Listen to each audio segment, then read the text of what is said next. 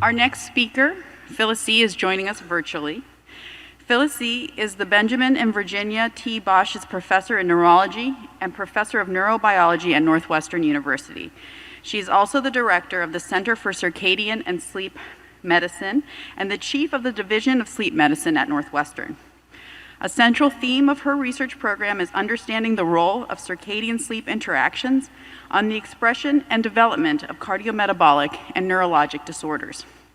She has been awarded the Sleep Research Society Distinguished Scientist Award and the National Sleep Foundation Lifetime Achievement Award. She is also a dedicated mentor and has trained over 50 pre-doctoral and postdoctoral students, including myself. Please join me in welcoming Dr. Z. Thank you so much, Dr. Facco. Of course, it is a great honor and pleasure for me to be giving a talk about sleep and circadian rhythms. And I wish I was there so that I could visit with many of my friends and colleagues. I'm going to give more of an overview, I think, rather than very in-depth science, just to, I think, highlight the importance of sleeping well, but also more importantly, staying in rhythm for the health of all individuals, of course, including women, and especially women who are going through life transitions. I do have some disclosures that I want you to just take a quick look at. I do not think that any of these are influencing what I will be speaking about today. So as the world, or as the Earth rotates on its axis, there are really prominent dynamic changes in our biology that we are really probably not really aware of, except for that of the sleep-wake cycle. But with that, when you think about that's the importance of circadian rhythms, because they're about regulating, but also synchronizing the internal biological circadian near 24-hour rhythms with that of the rotation of the Earth, these prominent light-dark cycles. And from the very beginning, from single organisms, it was probably about obtaining fuel during the light phase, metabolism, and of course reproduction, but also allowing a time for rest and bioenergetic balance. When we look at humans, what we see, of course, is behaviors that are associated with that. Light, there's physical activity, during sleep, during the night, you're supposed to be sleeping, but of course, as we get older, especially women, perimenopausal women, have a lot of difficulty sleeping. And then teenagers, and certainly young adults, and many of us in our society are being exposed to light at night rather than just light during the day. So all of these factors, from a behavioral, environmental, can certainly disrupt sleep. Before we go into some of the data, I just want to summarize a little bit about how we very simplistically conceptualize sleep and wake regulation. There are two major processes. The first is what we call the homeostatic drive for sleep. And this would be substrates, neurotransmitters, or other types of peptides that increase as a they increase as we continue to be awake. So they increase in the brain, they increase in the interstitial space between neurons. And then when you do sleep, especially during deep sleep or slow wave sleep, they get dissipated. So in many ways, your brain then is ready, your neurons are ready to learn again, ready to kind of restabilize the balance of the bioenergetics. In addition to that, there is a circadian clock system that, in addition to providing timing information for all physiological rhythms, it also provides when that clock in the suprachiasmatic nucleus, the master clock, is activated. It also produces this alerting signals. So it's counteracting this buildup of the sleep drive, the homeostatic sleep drive, so that you can stay awake all day long, just like we are right now.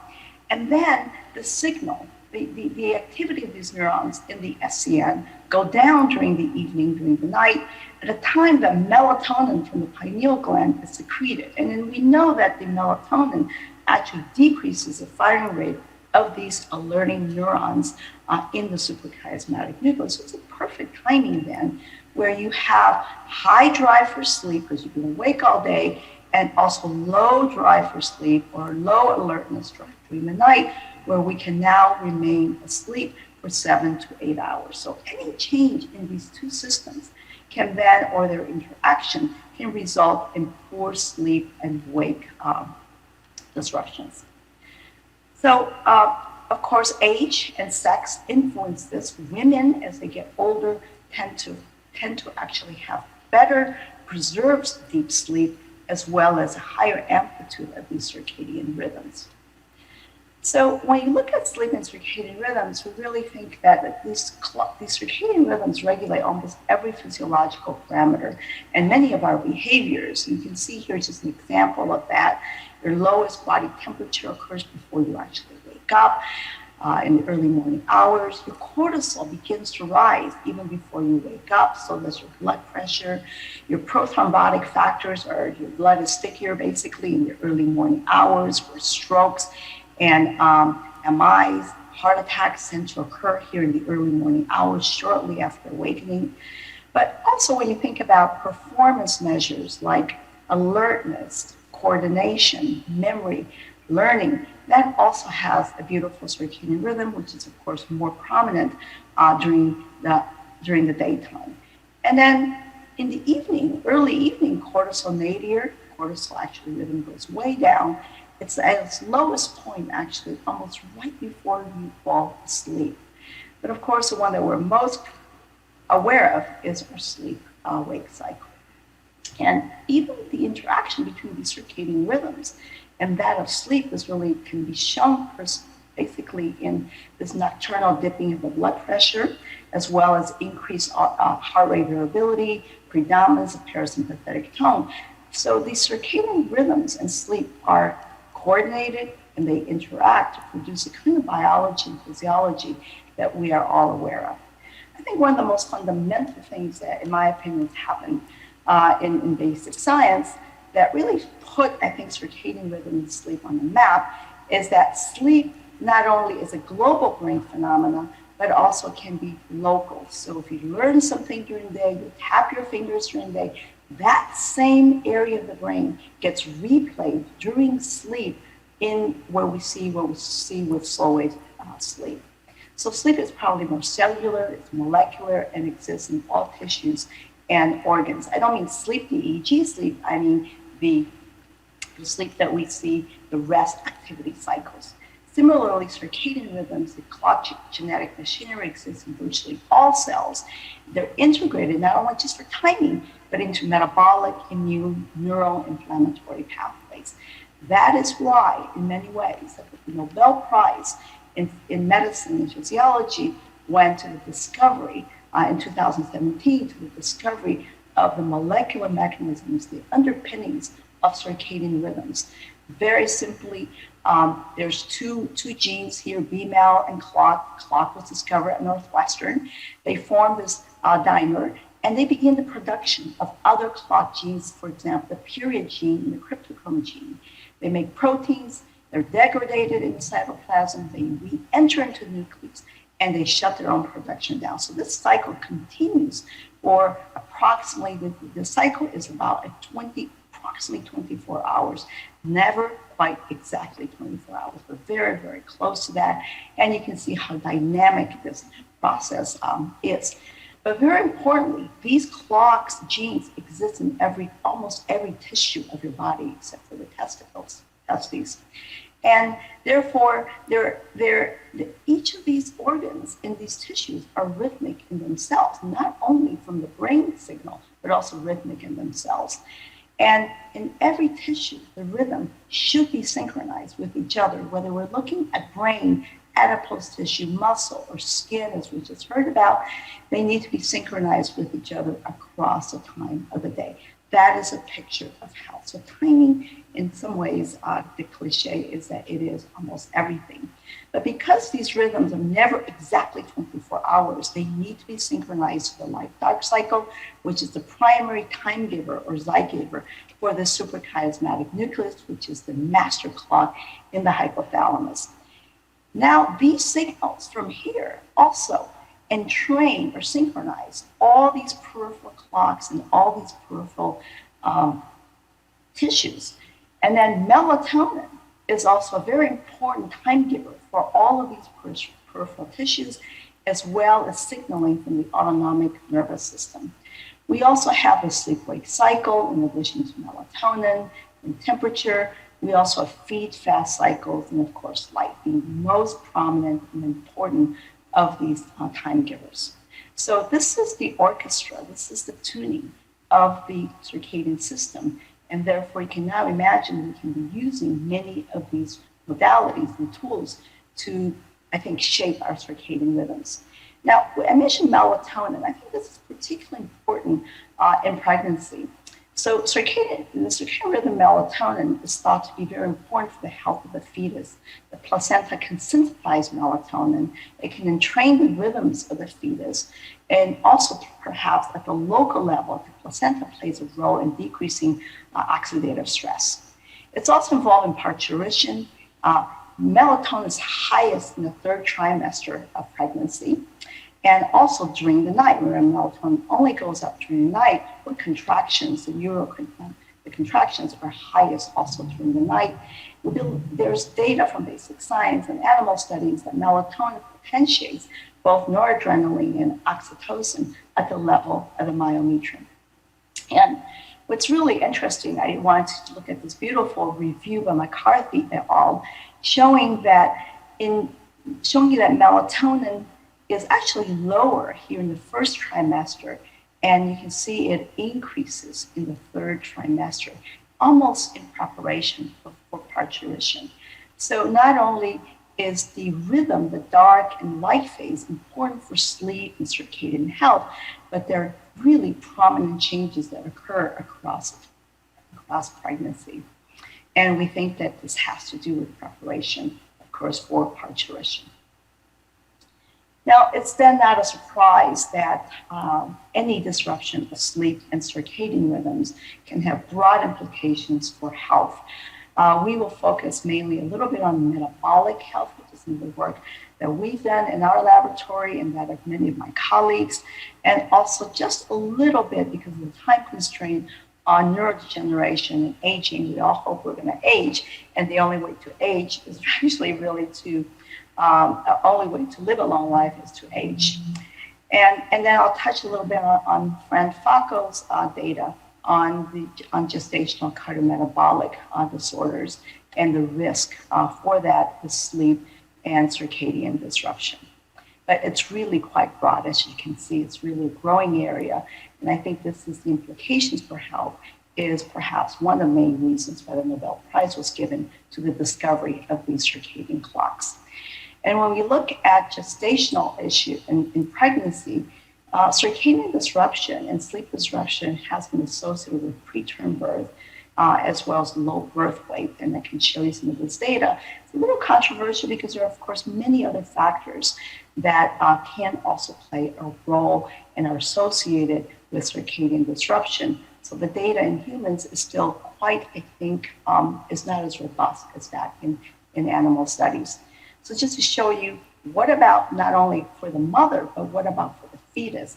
Very little data in humans. So I'm going to show you just one study in animals showing that circadian disruption in animals can impair metabolic function, gestational length, and neurobehavioral functions in the fetus. That's all they did was in rats. They took rats and they shifted their light-dark cycle every week, all the way, just like big shift workers. And what they found was that in the fetus, male or female, there was increase in insulin levels, increase in leptin levels, a higher weight, and also a higher glucose in the glucose tolerance test. So there appears to be during pregnancy changes in the mom is affecting the fetus development, and even later. This is not just the fetus, but also actually they looked at the offspring probably for up to about 3 months.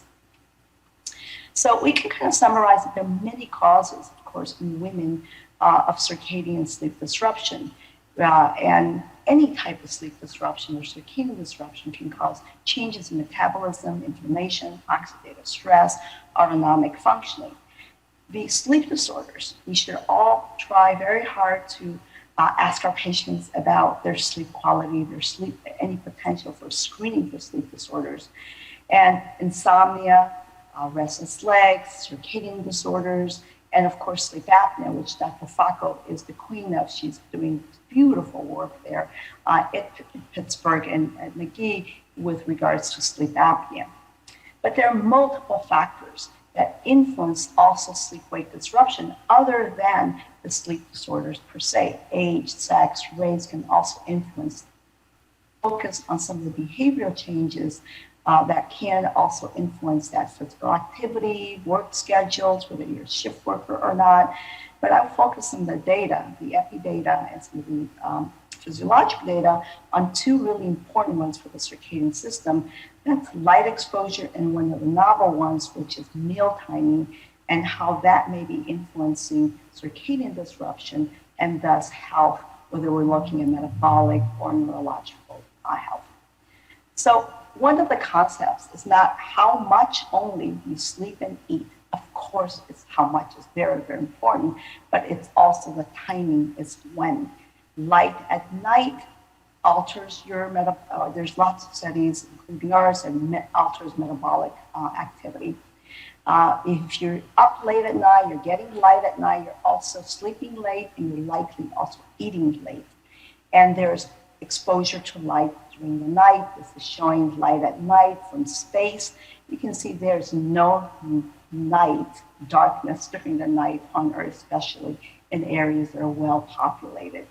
So that is affecting, at a global level, our circadian rhythms. And we also know that light is very important for synchronizing our circadian rhythms, including those of our feeding behaviors and also all the organs that, of our body. So therefore, light is going to be a very important part. Late sleep timing, late sleep eating, and also timing of light exposure. And I think the NIH has been very interested in this area. We just had a workshop on how can we manipulate light in the environment to improve circadian and cardiometabolic health. So the concept is this thing called the midpoint of sleep. So this is actigraphy.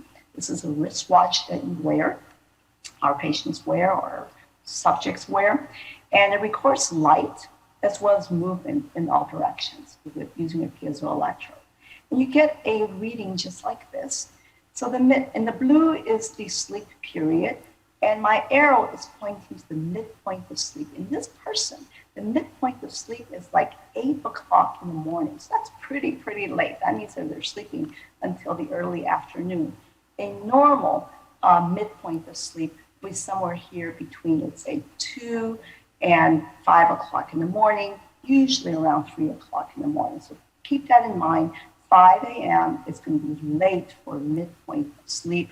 And that means that these individuals are what we call evening tides or owls, or delayed in their circadian rhythms. So this is a large study that was from the Hispanic study conducted by Kristen Knudsen, who is in our group, over 16,000 people. But this is from self-reported data. And what you can see is if you look at the weekly bedtime, weekly wake time, and the midpoint of sleep, you can see that the later of those predicted the increased odds ratio of diabetes, as well as glucose intolerance, the log of HAMA-IR, increased insulin resistance, as well as glucose intolerance. This is after adjusting for sleep duration, income, education, household, marital status, as well as sleep duration. Timing is quite important. This is one of the first studies, this is from Dr. Facco, in the new moms to be cohort, as many of you are quite already aware of, looking objectively, using actigraphy in the similar now objectively, looking at sleep duration, as well as the timing of sleep. And as you can see here, this is during the second, this is in mid-pregnancy, the second trimester of pregnancy. You can see that sleep duration, less than 7 hours, did increase the risk for gestational diabetes. However, so did sleep midpoint after 5 o'clock in the morning, and very, very similar, I think, strength of the crude odds ratio. And she also did adjustments for that. In addition, Dr. Facco went forward to look at later sleep midpoint and the association with preterm birth. And this is now from self-reported data.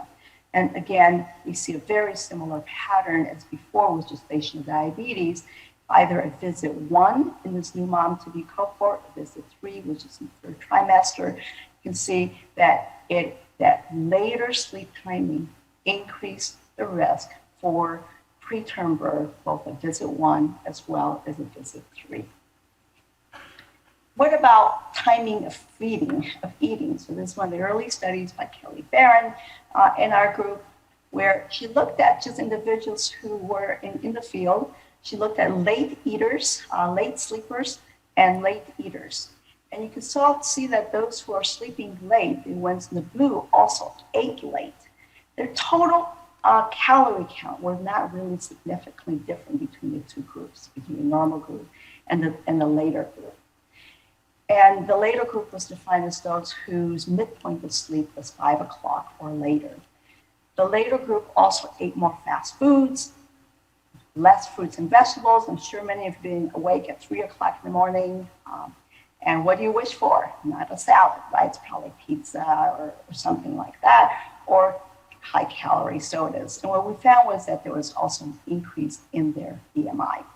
So despite the same amount of calories, potentially, the timing appeared to be important because we were eating also late. Light is also quite important. And we found that in individuals, when we look at actigraphy, people in the field, healthy individuals, those who got light exposure, this is what we call the mean light exposure, above 500 lux, later in the day, so this is clock time, versus those who got it earlier in the day, there was a difference in their BMI. Here we can show that for every hour later of bright light exposure during the day, there was an increase of BMI by 1.28. Of course, these are associations, they're not causals, but it seems that getting morning light entrains that circadian clock, and it's more important. Let's go back to meal timing. This is another study by Dr. Knutson's group looking at the insulin sensitivity with the Matsuda index and clock time. Basically, looking at the 3-day food diary and calculating insulin sensitivity. So again, showing that whether you're looking at the proportion of energy intake in the morning versus the evening, or the total time where most of the energy was taken, the later was associated with higher insulin resistance. Very similarly now in the ENHANCE study, much larger sample size, which I think this is a really neat study, where you're looking at eating interval from start time, and they looked at 2 non-consecutive 24-hour dietary recalls, which is available in ENHANCE. What's very important was that we know that the duration of feeding is important for insulin resistance, but what about the timing? So after even adjusting or controlling or considering the timing, the duration of feeding less than 10 hours or 10 to 13 hours or greater than 13 hours of eating interval, the fasting interval, later timing still increased the risk for insulin resistance. So it's not just the duration of fasting, but also when you are fasting, which is usually during the night. So late eating is increasing insulin resistance. So we're going to finish this part by just saying that there's summarizing that misalignment between the internal and external circadian rhythms, between light-dark cycle, our behaviors, whether sleep-wake behaviors or other types of behaviors, increases circadian misalignment between the external environment and that of the internal biological clocks. But we can also get internal desynchronization. If we're eating at the wrong time, we're desynchronizing our metabolic, our immune, our regulating clocks in the system that can create internal desynchronization. And of course, internally desynchronizing sleep with our biological clocks can also increase cardiometabolic disease risk. Now let's move, I just talked about this. Now let's look at neurological disorders, your brain health, which we all are quite interested in as well. In the next 2 minutes, we'll talk about the lifestyle stress and neurodegeneration, sleep loss and circadian disruption, are physiological and psychological stressors. This is a beautiful study using actigraphy, again, done by Andrew Lim, showing that in older adults who do not have dementia, that a fragmented sleep pattern, as you can see here in panel in B here, increases the cumulative probability of developing Alzheimer's disease 6 years later, across the entire 6 years, as well as cognitive decline. So sleep fragmentation or circadian rhythm low amplitude increases the risk for Alzheimer's disease. This, in fact, may be because this is a study done by one of my graduate students in the past, Bryce Mander, showing using PET scanning that the less amount of slow wave sleep, which occurs as you get older, is associated with higher deposition of A beta amyloid, which accumulates in patients with Alzheimer's disease. Interestingly, women actually have better slow wave sleep, higher slow wave sleep than men as they age, but yet they're also as much as at risk for Alzheimer's disease. Perhaps why is this? Because during slow wave sleep, there appears to be that the brain is able to use the glymphatic system to really kind of get rid of some of the large toxic molecules, such as A beta amyloid. And you can see here the CSF tracer during sleep. There's much more CSF flow in being able to flush out and pump out the toxic molecules, such as A beta or large molecules. This is shown in this really beautiful study using functional MRI and EEG at the same time, showing that the slow waves during sleep precedes the hemodynamic oscillations in the cerebrospinal fluid, which is thought to be kind of like flushing out these large toxic molecules that could be building up in the brain. So I'm going to summarize this part by saying that whether we're looking at neurodegeneration, Alzheimer's, Parkinson's, or traumatic brain injury, we find very consistent changes in all of these conditions with delayed or dampened circadian rhythms. And we already know late circadian rhythms are not necessarily healthy. And also, when you look at this, it has influences not only the brain, but influences the rest of the body as well as the brain. And there's this very tight connection between feed fasting and also synchronization, feed fasting cycles, light-dark cycles. And not only does the suprachiasmatic nucleus send signals to the periphery, but the periphery also influences the timing of the central biological clock. And it is indeed a bidirectional relationship. So we can begin to think of neurodegeneration and sleep, that neurodegeneration is causing changes in sleep and circadian rhythms and impairment. I hope I've also shown you that circadian rhythms, disruption of sleep and circadian rhythms can also precede and may be a risk factor for neurodegeneration and also for cardiometabolic disease. So finally, when you look at the interaction of clocks and sleep and wake, it's a bidirectional relationship, how it's affecting neural functioning, cardiometabolic functioning, and thus impairment can increase the risk for cardiometabolic disease as well as psychiatric disorders.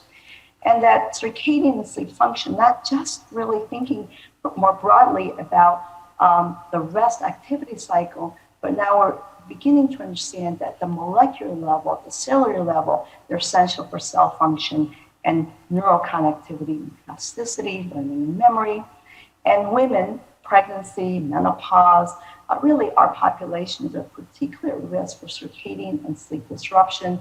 Nearly 60% of women say that they don't get a good night's sleep most of the time during the course of a week. And these can contribute across the lifespan to cardiometabolic disorders and neurological disorders.